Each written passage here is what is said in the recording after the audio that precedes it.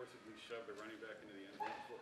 That was my first time, but that was our strategy. We had practiced that before, and it came to a moment. It's situationally aware, and we gave ourselves a chance, to go down and score at the end. So that's what that was all about.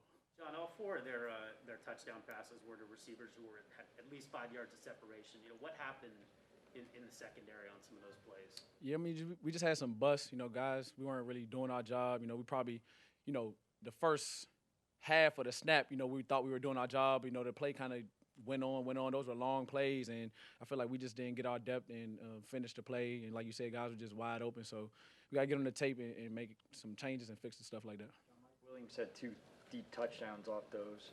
In the first one, it was Grant and A.J. Green, obviously, a miscommunication. The second one, nobody was there. You threw your hands in the air. What happened on that one? What was supposed to happen? It was a split safety concept, and there's supposed to be somebody back there between the corner and the safety. And I feel like we just had 2 guys on a shallow route, and that was like a deep route. So it kind of just was a bust. And I didn't even, usually I check to make sure I got a guy just in case I got to squeeze it. But I kind of trusted that somebody would be there. And I don't know what happened. I got to get on the tape. But, in split safety, it's supposed to be somebody back there. So we just got to get on the tape and fix it. You guys have been playing so well on defense heading into this. How do you kind of explain some of the breakdowns like you're talking about now? It's hard to explain. I mean, those plays are plays that we make in our sleep just from guys being there. It's not like, it was 50-50 balls, and it's just like bust, like real complete bust. So, I mean, it's hard to explain. You just got to go to the tape and just see where we went wrong and trust our technique and move on from it. How concerned are you with some of the injuries in the secondary right now? I mean, you guys were down to your last guys, basically. Yeah, that's the name of the game. You hate to see how it turned out, mid-game. But I think once we go back to Cleveland, look at the drawing board, see, move guys up, move guys out, and stuff like that, I think it'll be just fine. But mid-game, it is kind of hard to make those adjustments on the fly. And it's just something that's a part of the game. It's the NFL, so we just got to try to work through it. What do you think of Herbert? You seem like he just outlasted you with his arm. Right. Early on in the game, I felt like we did a great job. Besides that long ball, I felt like we were on top of everything, didn't really give up much, and I felt like we were in a good position to dominate that game. But like you said, it's kind of like he just didn't go anywhere. He stuck in it. He hung in there and made a lot of big throws and ended up making more plays than we did. Hey, John, you played for Brandon Staley last year with the Rams. What makes him such a good coach? I think first off, he gets his guys to play. He's a great leader. You'll want to run through a wall for him, and then on top of that, he wants to be it's a chess game with him. You want to be 5-6 steps ahead of your opponent, and I think he does a great job of that. And I think he had more to outlast us than we did on this day. So maybe we'll see those guys again, and I'll be looking forward to it. What's the overall disappointment level? Obviously, that 14-point lead, and then it turned into a shootout. But just the overall disappointment of leading on the road 14 points and not being able to close it out. Right, you never want to lose a game that you felt like you could win. So we're definitely disappointed, but we're just going to ride it out throughout today.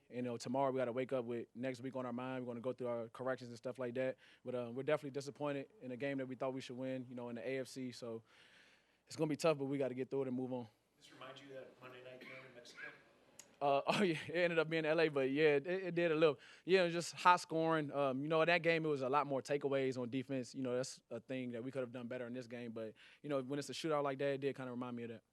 Can you feel it? You guys played Kansas City real tough, didn't when you come here today. So just kind of what's your feeling on how close you guys are at 3-2? Right, we got to find a way to win these type of games because, later on in the season and the postseason, these are the type of games going to be, close games, shootouts, or they could be defensive games, but that are still close. So I think you just got to find a way to get over that hump, win these games, and it really comes down to, locking on your technique late in the game. I think we kind of lost that.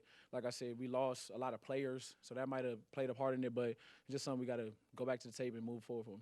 Is there a moment when you kind of look up and you realize, okay, this turned into a shootout, and do you have to change your mentality at all when that happens? Coming out of the half, I felt like, we're in a good situation. We got the ball and stuff like that. And I can't think of, one specific moment, but it definitely was okay, a time where we were like, okay, it's on us now, defense. We got to get a stop.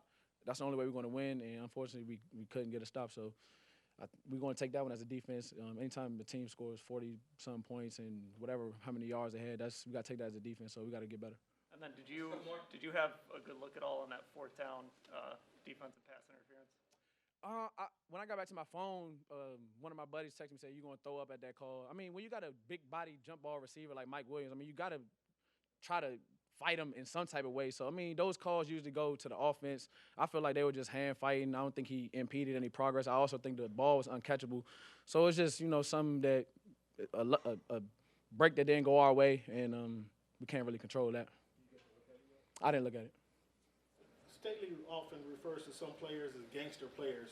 How would you describe his coaching style? Like I said, he definitely gets his guys to play. In a way, I feel like it's kind of unique. I mean, I can't really point out one thing that he does different from anybody else, but I just think, when it comes down to it, when that ball hits the kicker's foot in the beginning of the game, you're ready to go. And he just likes guys that make plays whenever they can. And, like, even if they're not, in a good situation to make a play, he trains his guys to be able to do that. So I think that's what he's referring to.